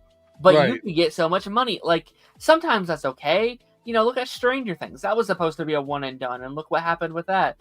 But like, give me Catwoman. Give me Condiment King. Give me Scarecrow. I don't know, like, I would just tell more stories within this world. I'll take it because I love the show, but like, I don't necessarily need a season 2 of the show personally. Well, this is interesting. There's a little snippet here about Warner Brothers sale over at Deadline. It says, what a WBD week as bidders circle Paramount shock and all signals of new media age. Even in an industry increasingly accustomed to head-snapping change, this has been quite a few days. After 3 acquisition offers from Paramount, Skydance, Warner Bros. Discovery declared it was for sale. Netflix's co-CEOs then confused Wall Street by not slamming the door on a possible bid. Sources tell Deadline that Amazon may be interested and Comcast will be taking a look, while Apple will likely pass, or so investors hope. Whatever happens, the cascade of events promises to dramatically reshape the U.S. media business, with a fabled Hollywood studio, a top purveyor of prestige TV and cable news mainstay, all poised to change hands. I don't like this at all. I think I've kind of expressed that a little bit. I just don't think this is healthy for the movie industry. No, it's not. I don't think anyone getting Warner Brothers is good. No. I wish they would just keep it. Like, they've had the best year that they've had in a very long time. Like, Superman was very successful. Sinners was very successful. Minecraft almost made $1 billion. Most of these are getting sequels and stuff like that. Wicked Part 2 comes out in a month's time. That has the potential of making a lot of money. I know they had a rough couple of years there, but like just look back a couple of years ago, you had Barbie, which made a lot of money. I wish they would just hold it out a bit longer. I think they are in hopefully a new era. And while not everything is going to probably hit, and again, I am not a money expert. I don't know what their financial dyers are like. I don't maybe they're literally broke and have nothing. But like I don't know. I just want them to hold it out. I don't know. I mean, I just look around and it's like so many great things come from Warner Brothers, and even when they're not swinging, for the fences with everything, they're giving us variety. Yeah. And I don't always agree that Disney is a copy paste factory. I think that's kind of a really sort of bullheaded way to look at what Disney does. I will say that Disney's formula, in terms of like how they put out media, is somewhat predictable in ways, whereas Warner Brothers is open for a little bit more playfulness when it comes to the things they're releasing or distributing. And I fear that will go away completely when Warner Brothers gets sold to someone else. Yeah. I mean, I don't see a good resolution for this at all. No. In any way. There's no great, like, I think the whole Fox thing really got covered up a lot because people were just like, Marvel, X-Men. Like, I think that's all people were really thinking of. And Fantastic Four. And like at the time we saw it as this massive win because of that. But I think now, especially a lot of us are seeing the industry in a very different way now. We are seeing like the bad situation. Like even with Fox, like there were a lot of people that lost their livelihoods, lost their jobs. Mm-hmm. So many studios shut down, and so many things happened. It's not worth it, man. It's just not. It's never a good situation. We do have a super chat. Let's check that out. And then somebody sent me a trailer for something called Dispatch. Is that a series? It's an episodic video game that's going on right now. It's like a superhero video game. It's like Life is Strange or like Telltale. Oh, okay. Yeah. We got a $5 super chat from Lone Wolf. Thank you so much, Lone Wolf. Saw Campia talk about both these today. Junior Spider-Man is not getting IMAX screening. Also, Doomsday Spider-Man trailer for Super Bowl. Wait, Spider-Man is not getting IMAX screening? What is it up against? What else is taking IMAX? Is it Odyssey? That's around that time. I feel like it might be Odyssey. I think Supergirl is getting an IMAX screening. So Supergirl around that era. Hold on, let me try and find that post because I did see a post that was like all the movies. Spider-Man not getting IMAX is going to be bad for its box office, for sure. Oh, Moana. Why would Disney and Sony put Moana up against Spider-Man? I think Moana makes more money. As much as I hate to Well, say no, that, it does, like, but why would you even like put them close together? I know. It's their own suicide, I know. That's so stupid. Moana live action is $1 billion movie. Yes, 100%. All you have to do is look at what happened with Moana 2 being a mediocre film and how well that did. Yeah, no, it makes... I hate to say it, but like Moana, I think is Disney's current most profitable franchise. Like they're like that's such an unstoppable brand, and unfortunately, and I hate to say it, live action just does better than animation. Yeah. And if Moana 2 makes $1 billion, like live action 100% makes that billion. And to be fair, Moana 2 was a Christmas movie, but still, it's fine. Yeah. So Ethan, the only thing I will say is if 2026 is anything like 2025, family movies are going to pull money over everything else. Yeah. That's just the reality of it, especially in the economy we're in right now. We have to think about where the economy is going to be next year Are people going to be penny pinching? How's it going to be in terms of like money for things like movies with your family? I think Spider-Man with IMAX, not against Moana, I would say guaranteed $1 billion. Spider-Man, no IMAX against Moana and Odyssey, possibly a problem for Spider-Man. I'm sending you a tweet here really quickly. All right.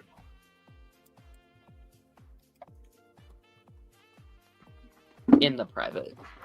Oh, gotcha. I was looking at Twitter. I was like, wait, where'd you send it?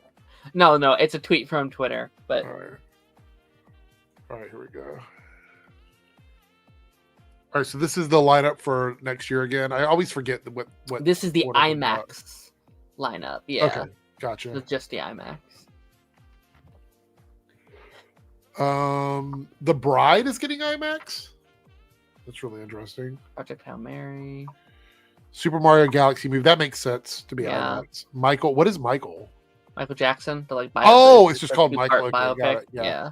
Mortal Kombat 2 is actually getting IMAX. That's pretty wild. Mandalorian and Grogu getting IMAX makes sense. Yeah. Toy Story 5 makes sense. Supergirl also makes sense.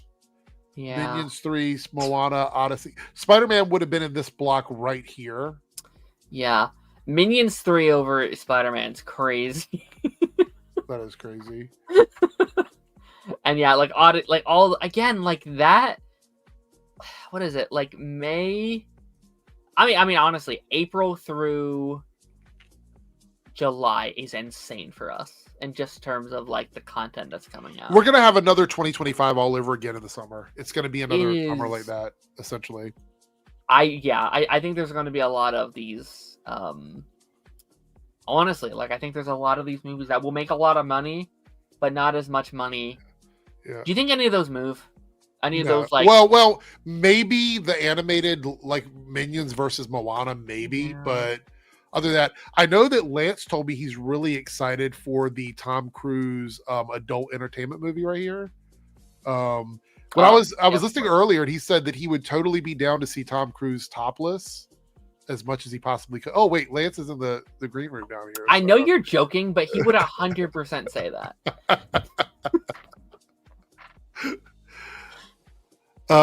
Lance, what do you think about the Tom Cruise adult film coming out? How do you feel about that? I knew nothing about that. I didn't think Tom Cruise would make a movie like that. You know, it is what it is. Did you hear anything we said when you jumped in, or you want to talk about these movie releases for next year in IMAX? In IMAX, We're talking about Spider-Man not getting an IMAX release and how that's. I'm not surprised about it not getting an IMAX release. I mean, did any of the other Spider-Man films get IMAX release? I'm pretty sure they did. Probably. I think most Marvel movies typically do. Let me see. I mean, honestly, it's about having the space. It's about having a space for it, because there aren't a lot of it's not a lot of IMAX screens. The only movie I care about seeing in IMAX is Michael on April 24th. Oh yeah, yeah, I'll be in there in full cosplay. Okay, so Spider-Man No Way Home did get IMAX releases. Narnia getting it is interesting too, because that's a Netflix movie.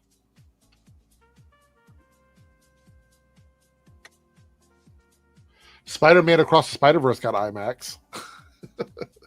I bet that was gorgeous in IMAX. Oh my god, I've never been to one. That they don't really have those around here. Not within. It looks like the most recent. Obviously, No Way Home did get an IMAX release, so it isn't unheard of. But like, is that confirmed that they aren't getting an IMAX release, or is it? I mean, speculated? if these dates are right, I can't imagine it would get an IMAX release. Look what it's up against. Again, they chose Moana like that, which I do kind of get, because I imagine that was probably again, that's their movie of the summer, unfortunately, like that and Toy Story 5. They probably don't want Tom Holland in IMAX twice, you know. That is the thing. Like Disney, like spread out your shit. Like you have Toy Story on June 19th, and then a couple weeks later you have Spider-Man 4, and then Moana. Like it's too much, too close together. I don't think nobody's gonna go see Moana. Especially since they said it's a legitimate shot-for-shot remake. Lance, that's $1 billion movie. I don't think so. Moana 2 made $1 billion. Lilo and Stitch just made $1 billion, bro. Yeah, but Lilo and Stitch wasn't a shot-for-shot remake. But people like those, unfortunately. Like, we don't, but like casual audiences don't give a shit. Like, they just want to see their pretty colors on screen. Yeah, I don't know. Wait. So if Moana live action is not $1 billion film, where does it rank for you money wise, Lance? Where do you see that movie at?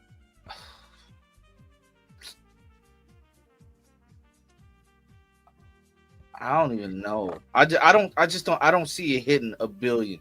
Probably a little bit under, but I don't see Moana hitting $1 billion. Like, you don't even see people. Like, you don't see no hype for it now. That sounds a little crazy to me, to be honest. I feel like for me that's guaranteed $1 billion. But there wasn't hype for Moana 2 either. It's just like that's just a different demo. Like, the people like us aren't excited for it, but all those families and those kids love Moana. That like first Moana movie is still in the like top 10 like most streamed movies every single year. Like, kids, something about Moana. Kids love Moana. I know what it is about Moana that I love. The actress, Dwayne Johnson. Huh? Dwayne Johnson, of course. That's the right answer. No. Don't you want to see a live action Maui, Lance? Isn't he wearing like a? He's wearing a bodysuit. Yeah, it's a prosthetic suit. He looks so silly. It does. I don't understand, but it's whatever. Wait.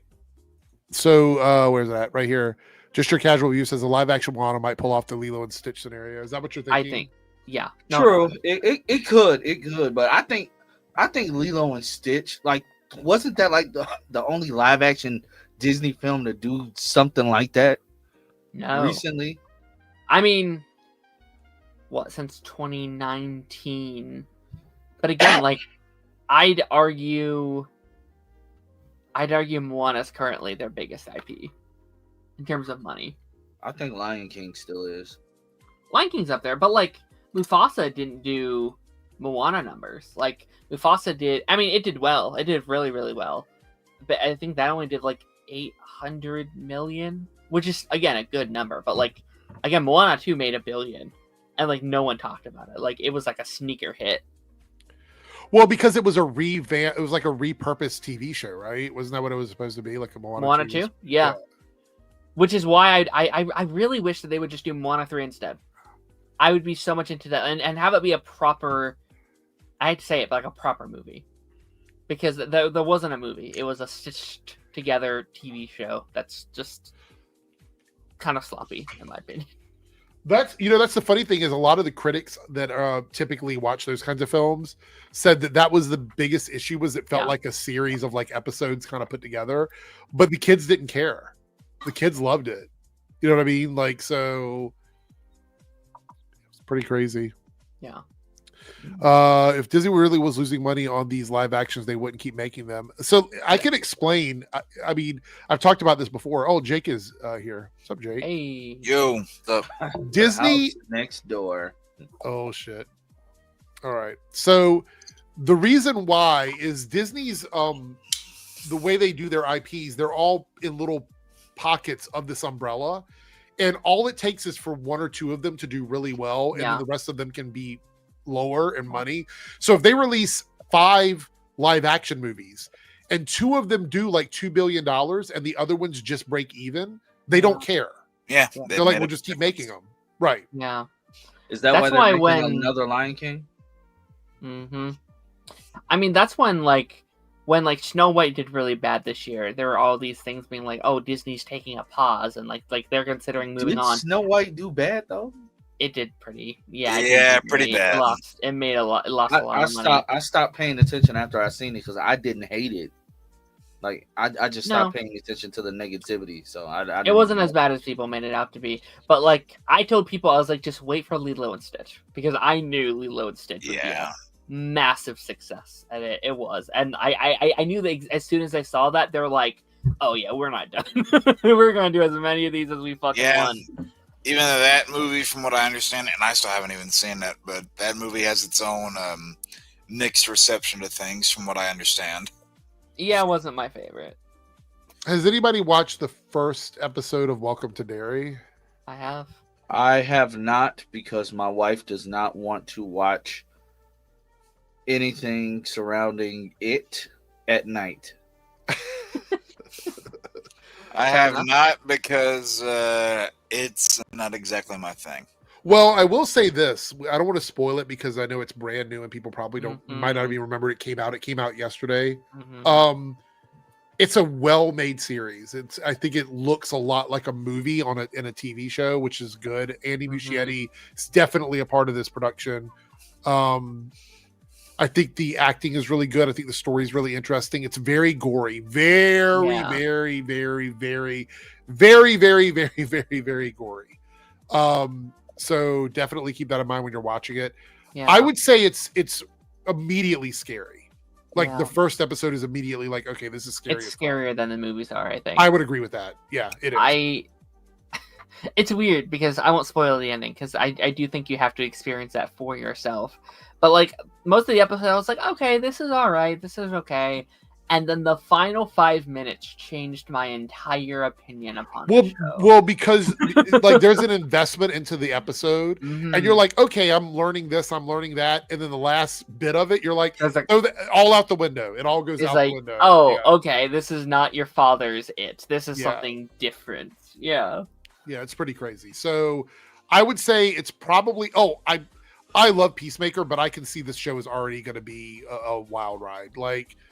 Unless it shits the bed like Peacemaker did towards the end for me. But just toward the end? Yes. I actually enjoyed the first half of Peacemaker season 2 a lot. I just didn't like the end of it. And I actually think there was a bump there in the middle because I think it was 4 and 5 could have just been one episode. Was that it? Was it like 4 and 5 were those ones I'm thinking of?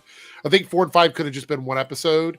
And I think that 6 and 7 were pretty good going into that back half, and then the 2 episodes that James hyped up to me were kind of the weaker episodes of the season, to be honest. But anyway, yeah, there is. Cody says there's a funny DC thing. Yeah, absolutely, there is in Welcome to Derry. It's actually pretty funny. Oh yes. Yeah, yes, that was very funny. Says Pennywise was going easy on the kids in the movie. Well, the thing is, like, I don't want to spoil it, but Pennywise the clown is a very specific type of scary.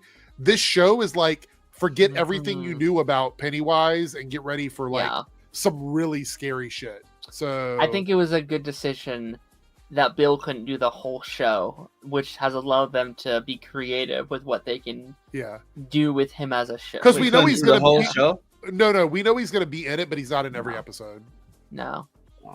He's not appearing till like the end of the season, from what we've heard. But I think that's because they are leading up to that, so we'll get to see that happen. But like, I think that's smart because, like, I think a lot of people assume that, like, oh, Pennywise is just, or like, it is just Pennywise. As like, no, that's just like a thing that he can do. That's just a small portion of what it is, and. So now we can explore all the other things that he can do. Yeah, there's a lot of lore about it, what it is, and we're I guess the show is really gonna like dive into that. I mean, that's how you make drama tension build up, so it makes sense that they will only have him near the end, assuming that they build up to him properly. Well, so far so good. I think it's a good start for the season. Yeah, so it's been great. When does Invincible come out? Do we know? March. Okay. With Daredevil Born Again. Oh wow, that's gonna be a really good. It's gonna be really fun. Yeah. Then isn't the Punisher special in like February? Has that been confirmed? We don't have a date yet for it. It's either before or after. Huh? Yeah, Jake, stop spreading misinformation. I mean, hey, I don't write for Screen Rant. I do. We know people who do. Yeah, I called out one of their articles today. I have to say this constant need for Superman to be a failure for so many people is a little crazy. I think people need Snyder's not coming back. Just saying. Well, I've even said he is. I've even said from the beginning, even if the DCU fails, the DCEU is already gone. Like it's not, they're not going to bring it back. Right. It's So, like, I mean, if the DCU fails, you will just get nothing. So, congrats. I'll be right back. okay. Don't go. Task final finale scores 4 million viewers in 3 days. Becomes HBO's top 3 fastest growing series ever. Did anybody watch Task with Mark Ruffalo? No. Apparently, we're on the outside of that because it's doing really well. I mean, congrats. Last week I had jumped off before you talked about it, but how do you feel about WGA and what they're doing? Because the SAG said they're joining them and trying to stop the whole Warner Brothers thing too. What do you mean? Like, how do I feel about them doing it, or how do I feel about like why they're doing it? Like what? Like, do you think it's gonna work?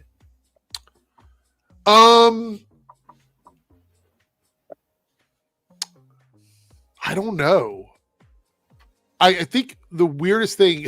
What's up with Darren's profile picture? Yeah, that's one of his funny ones. Got a lot.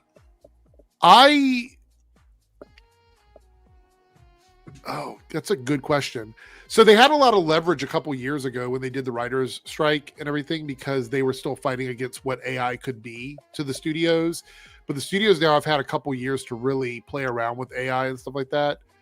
I don't know what kind of agreements they made with the union. You know what I mean? Like specifics. I know we got a little bit of it, but we don't know the full details. Or maybe we do and I didn't read it, but I didn't see anything in there that really pushes too deep into that. But I feel like writers have less leverage now than they did prior to AI. Maybe that's just me. Only because we know studios are looking for a reason to make an AI movie. So I don't know. I'd like to think, look, I think Warner Brothers should not be sold to anyone. I think that's a bad idea. But First good year they've had in a while. Yeah. I think what's going to happen is, like I said before, they're going to sell off pieces of Warner Brothers. I don't think one studio is going to buy all of it. I think they're just gonna split back to just Warner Brothers and Discovery, which honestly is not a bad thing. But I do see people being soured to the fact that the Trump administration is the one trying to really push and yeah, I saw that. Sale. Yeah. So I think honestly, I'm starting to see less and less posts. I still see posts about it, but after from like last Tuesday up until now, I don't really see like you still see the same old, gun haters, posting about it occasionally. Right. But last week, that's all you saw on social media, and this week it's different, especially since they done pulled the Superman suit off a display to get ready for production and all of that stuff. Right. It's because all they want is to fail. They don't actually care about the products; they just care about the movement. Yeah, so like people, they're talking about it less. And honestly, I'm gonna keep saying it. If David Zaslav was worried about a sale and whatnot, and worried about if James Gunn was gonna get the boot, I honestly don't think that they would keep any of these things going. When the CW was getting sold off, when they were preparing to get sold to Nexstar, even before Nexstar got them, what's the first thing that they started doing? It was literally a bloody Tuesday. Like they axed everything. I don't see that in David Zaslav even before, like when they were merging with Discovery. He did the same thing. So Paul, it's more control over media. That's all it is. Like they've already there's a couple things we know that I believe CBS now has someone affiliated with Trump in charge of their editorial department with Barry Wise. We have possibly, David Ellison is the one over at Paramount that is close with Trump that wants to put money down on Warner Brothers so they can own that. They just want things that they can control. That's all it is. That's the whole point. But I will say most people don't want to buy into the debt that Warner Brothers has, which is in like the $30 billion range. They don't want to buy off that debt. They don't want it. And that's what's preventing it from getting sold overnight is most companies are not going to offer them the money they want. Again, I think it has to be over 3 digits. I think we're talking 100 million plus before they even consider it. because they've been offered up to like, I think like 70 some million or billion. I mean, and they offered even the fact that they still offered Zaslav like co-CEO, that number is not what he would even think about. So like I think at this point they're just entertaining the thought of an acquisition, the thought of offers, because they see, oh, people actually want what we got. People want us. Well, it inflated their stock value. They had their stocks went on the increase when they said we're for sale or we're going up for sale or whatever. So, and all these people see is, oh my God, guns out. Right. Well, even before that happened, you had, whenever the discussion was just that they were discussing bids, not that they were up for sale, but they were discussing bids. People were taking an inch and running them out with the whole, oh, WB's gone, DC's gone, this, that, and the other. It's like, you people will just stop at nothing, won't you? Yeah, right here it says, Patrick says, wanting an entire studio full because you're pissed that your movie universe didn't get to continue is dumb. It is dumb. The whole thing is dumb. Apparently, DC legend Chuck Dixon said James Gunn's Superman failed, and he thinks James Gunn is going to be out. I don't even know who Chuck Dixon is. He's a washed up Batman writer that basically has one run that people remember, and that's it. I'd argue more. You do not want to defend him, Jake. I'm telling you, I've done a deep dive on this guy. He's like a Nazi sympathizer. You don't want to defend Chuck Dixon. Right. Well, I'm not saying he's a good person. I'm just saying he's got more than one piece of work. Other than, like, he did a little bit with Nightwing that people like. He had some Batman stuff that people like, but it's essentially everything else he's ever done has been pretty mediocre, in my opinion. What other run do you think he's done that's really good? I mean, would you say Punisher? Yeah, but I mean, like, other than the Nightwing stuff, which I liked back in the day. I mean, I think do you want me to pull up all the stuff that's wrong with his Nightwing run? It's pretty bad. It's pretty bad, dude. Like, in hindsight, it's pretty bad. I'm not saying some of it doesn't have holes. I mean, but other than being like the guy who created Bane, there's not that many things. He didn't totally create Bane either. Okay, that's not all his creation. No, he was a co-creator. Yes. Because it's the whole like Rob Liefeld thing. Everybody thinks Liefeld was the only one to make that. And now he writes books for like a really bad comic book company, and it's all garbage. Like he's really not. He had like. Somebody has to be consistently good for me to be considered them other than like a washed up person. When you've done bad, like you peaked in the 90s and it's been bad since then, I consider that to be washed up. In my opinion. Fair enough. But yeah, Chuck Dixon is not a good person. I don't give a fuck what he says about James Gunn. I did a whole video series on him. There was a deep dive Reddit. Hold on, let me pull this up here. Let's see.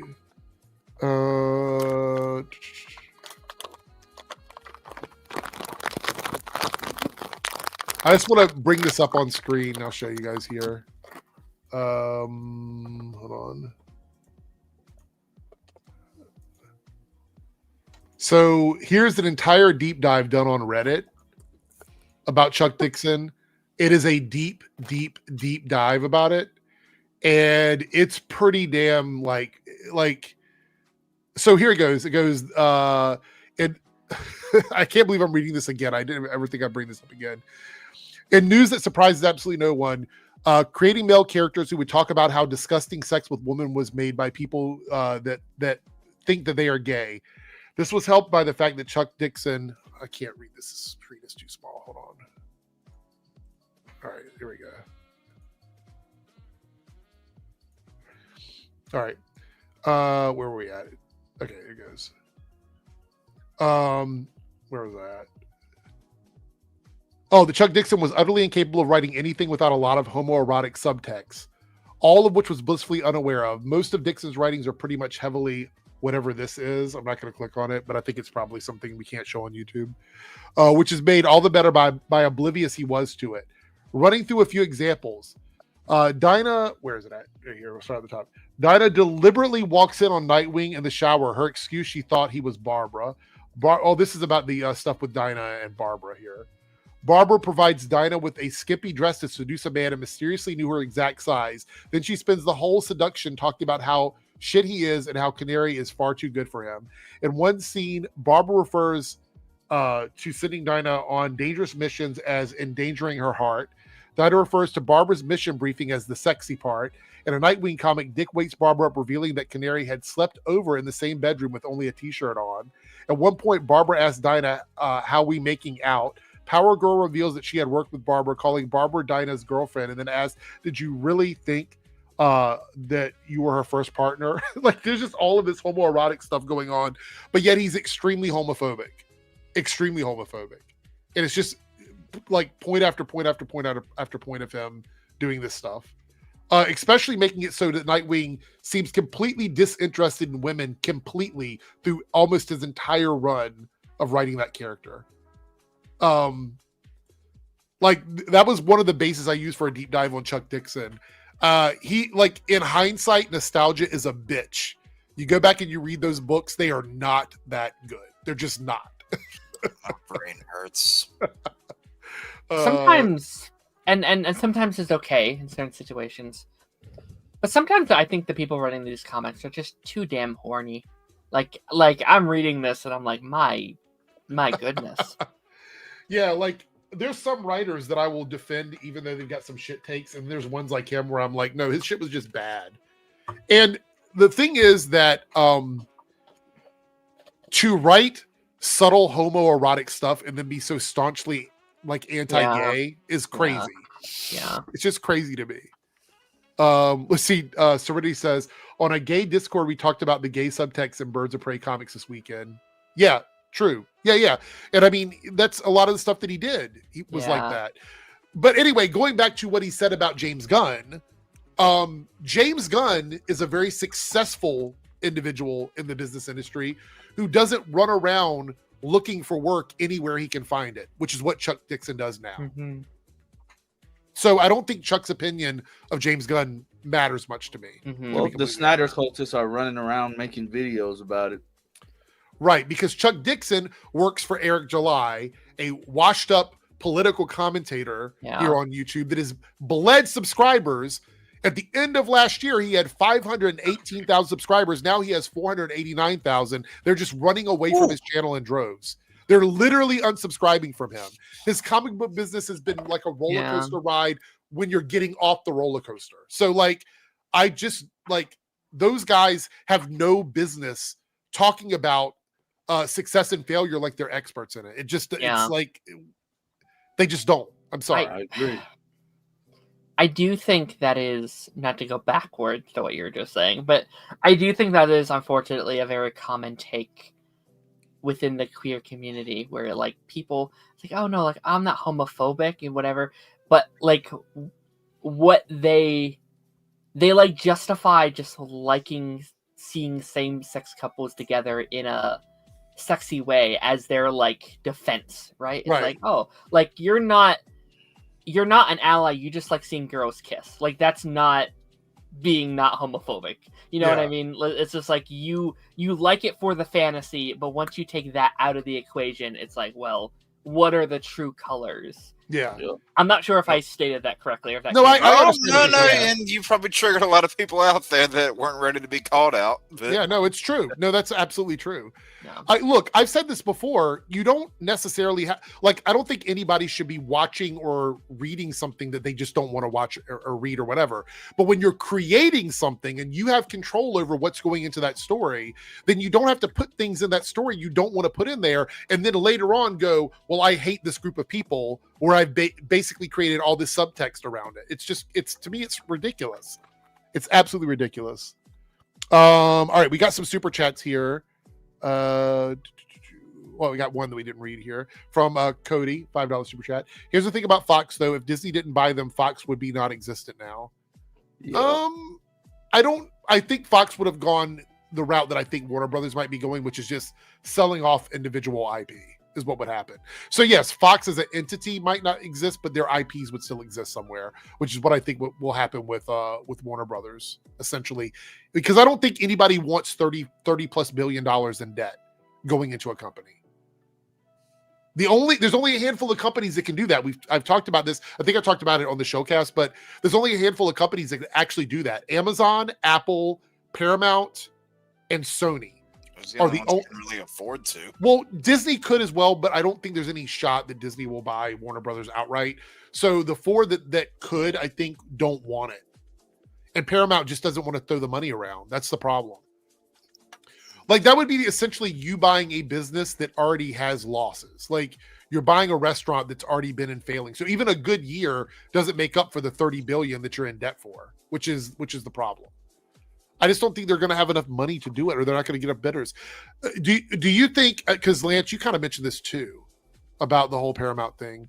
Do you think that them announcing this in sort of a public way was just to sort of like make it seem as if they're more successful than they actually are right now? Like, we're going to go up for sale because we're so successful. Everybody wants to buy us now. You know what I mean? Do you think that might have been part of the plan or no? Yes, and I think it's the fact that this is, no matter what way you want to look at it, this is one of the most successful years that Warner Brothers has had.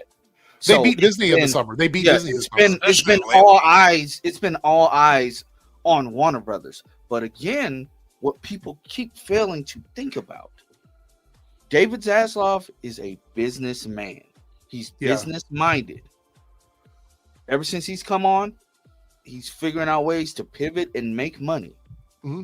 If he didn't have a plan for how he was going to stay in power at Warner Brothers in some sort of way, he would have said, "Oh, you know what? DCU dead and gone." Oh, what is New Line talking about? We're doing Mortal Kombat 3. No, we're just gonna release this and let that be that. Oh, Minecraft 2? We're announcing that? No, we're not doing that.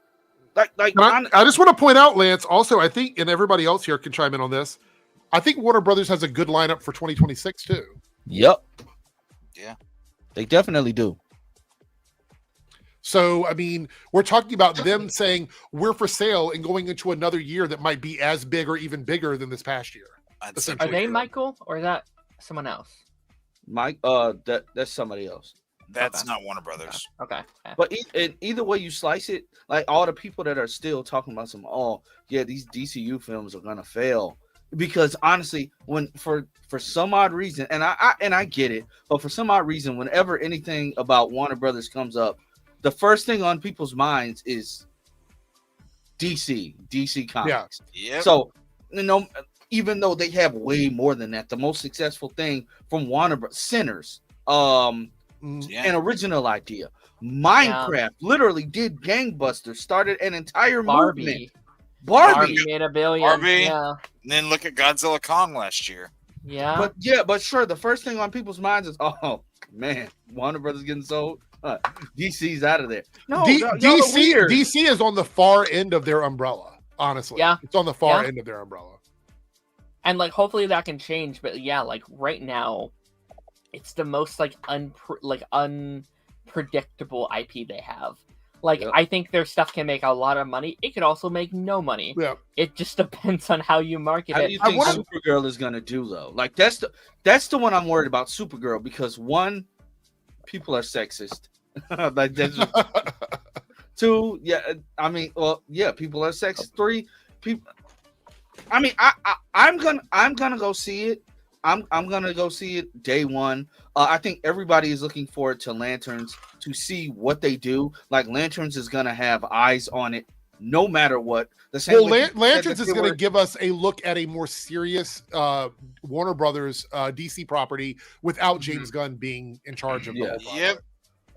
Yep. Honestly, all of these projects next year are literally not James Gunn, and I think that's gonna change people's perspective, or not everybody's, but the same people like, oh, he's still over it, so it's still him. I'm like, yeah, that's neither here nor there. He didn't write this. He didn't direct the same it. With Kevin Feige for all the Marvel projects. But to answer your question, I think in a normal year, Supergirl could make bank. I think it would make a lot of money if marketed correctly with what its aesthetic is. I think it could I definitely see those comparisons to Guardians in terms of that neo-galactic vibe. I think it could do well. It's just too crowded. It's surrounded by Toy Stories and Minions and Moanas and Spider-Mans and Odyssey. I really wish. I also want to point out this comment here. Warner Brothers is the only studio currently that gives Disney any pressure whatsoever. It's the only one. True. And once they go away, if they don't sell in whole and keep up the kind of stuff they're making right now, Disney will rule the box office with an iron fist. Yeah. Pun intended. So. Got them rolling with a Danny Rand. Anyway, because we're going to wrap up in a minute, we're not going to do a thing tonight. So, because we're getting close to the 2-hour mark and I didn't even tell everybody what we're doing yet. So, these are the ones we're voting on tonight. Now, Thursday is going to be a Halloween special. So it will, unless there's breaking news, and I mean breaking news, the only thing I'll be doing on Halloween is going over a lot of these lists that we have. So if you guys see a breaking story, we'll talk about the breaking story. If a trailer drops, we'll watch a trailer. But we're literally going to be doing like 2 or 3 of these lists as fun. I'll be in costume. We'll do I might do a giveaway on Thursday. I haven't decided yet. I might do some sort of a giveaway. So stay tuned. I'll post that in the community tab if we do it. So here are your options tonight. Top 5 best period piece TV shows. So that shows based outside of current day. So future or past. Okay. Top 5 best video game adaptations. So cartoons, live action shows, movies, whatever your personal opinion is on that. And it can even be like if it's something that's crossed over previously, you can kind of give your answer. For example, like Teenage Mutant Ninja Turtles has been a video game, right? So that could be considered like an adaptation of that. So you can count that as well. Top 5 worst ideas used in movies. So these are things that this is very subjective, but essentially these are things that happen in movies where you're like, that was a bad idea. They never should have done it. And the last one is top 5 worst plot holes in the MCU. So these are things that you would consider plot holes in the MCU. So those are the choices. You have time to vote on that there. So you say there's going to be nothing Thursday unless some major thing drops. Watch that be the day we get another chair announcement. Now that you've said that. Chris says, Eric, I swear you probably just jinxed yourself. It's possible. Yeah, we're probably going to get like a doomsday chair announcement now that he said that. Dartsim wants to know, did anybody see Chainsaw Man movie? No. Nope. Nerd. We are way out of loop on that one. But I am planning my my movie days for November. 3 releases that I'm really excited for next month. So there you go. Does anybody think that this is going to be a big deal for the TV side? Just curious. Yeah, It's 27. I'm pretty sure. Yeah, it's not next year. Oh yeah, but yeah, it's gonna be. As much as I think people hate to hear it because of everything, and again, I don't like J.K. Rowling either, but I think that's the next big TV show after. It's gonna be a major talking point. It is like. There wasn't this like Game of Thrones level show in the last, let's be honest, 10 years since Game of Thrones ended, except for Stranger Things. I think now that Stranger Things has ended, it's Harry Potter. I think Harry Potter is that next big thing. Like, say what you will, if you like it happening or you don't, it is easily one of the biggest IPs in the world by a large margin of people. And it's going to do very well. It is going to be very successful from people who are excited for it and the people who aren't. Because guess what? All the people that are like, this sucks, I don't want to see this, you are going to hate watch it. Yep. They are going to hate watch it. That's going to get the numbers up. Yep. So people will be like, oh, well, we're trashing this. Why do you they... think so? You guys agree with me that people are going to hate watch this show? Because 100%. And they're just going to feed into the numbers too. They're going to be like, why do they keep doing more? It's like, well, you keep supporting it technically. Same as those live action reboots. It's like, well, why do they keep making them? It's because we keep watching them. We keep giving them money. Yeah. I mean, if you really want to send a message to a product that it's not for you, use your wallet. That will send a much bigger message. I've always said that like not watching something or boycotting it by not spending your money is the best way to personally spend. What's wrong? What did you just do, Lance? My phone fell. Is that my God. It's a light fixture. All right, guys. Lance is auditioning to be the new Mysterio. So Lance has gone insane. I don't have a hat. All right, so let's see what won the poll here. Hold on, let's do this. What are we going to be talking about on Thursday? The winner is top 5 best video game adaptations. So that is going to be the topic for one of the topics for Thursday. So there we go. Let me go ahead and write in the notes here. Go ahead and write that down. Okay, so like TV and movies that were based on video games. Yes. Okay. Right. I gotcha. Yeah. Well, I'm calling it now. Crash Bandicoot. Can't wait to talk about Halo. We already talked about that, Crash Bandicoot. And Darren doesn't seem excited about it, so... Darren wasn't alive when Crash Bandicoot was a thing. It's still a thing. It's still popular. Is Taz has been trying to get me to play for years, and I tell him no. All right. With that being said, we're going to jump out of here. I've had a long day. I got to get a new phone tomorrow, so I got to get up early and go take care of that. What kind of phone you getting? Whatever the one is that I can afford. So we'll see what that is. iPhone 16. Join the club. Okay. Maybe I will. Quite possibly. With that being said, I want to thank everybody for joining me, Darren for being here with all of his many different hats and wigs tonight. Lance for jumping in right when we were talking about sexiness on camera. And Jake for joining us. Thank you guys so much for being here. Thank you for all your super chats, showing all your love. Again, we'll be back on Thursday. It's going to be a Halloween stream. So fingers crossed that we either get something really good to talk about or nothing happens and we can do our polls. So whichever one you're looking forward to. With that being said, we're out of here. Have a good night and see y'all. Hey there, if you're seeing this, that means we have reached the end of the stream. Thanks so much for your continued support with comments, likes, subscriptions, super stickers, and super chats. I just want to give a special shout out to all of the channel members who have contributed to the success of this channel with paid tiers. On the screen, you will see your name displayed as a signal of appreciation from myself and the channel. If you would like to see your name on this list, consider selecting a tier with the join or plus button depending on your platform. Thanks again, everyone. Let's hang out soon in the next stream, and I'll see you then.